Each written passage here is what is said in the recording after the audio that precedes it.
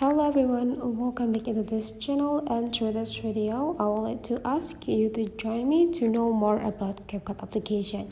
And through this video I would like to show you the way how to add your own audio into the Capcut by iOS or iPhone. So here I already have the video, but on my video clip there is no audio yet. So let's add the audio from our phone. So the thing that you have to do is just go bring this straight line into the positions that you want to start the audio to be played, and after that you just need to go click this audio, and from this section you just need to go click this sound and go click this line, go click this second options here, and after that you just need to go find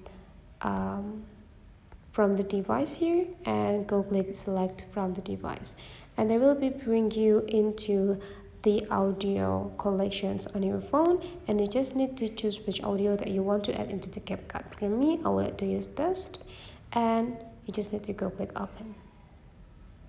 Now you just need to go click this plus button, and here is the result.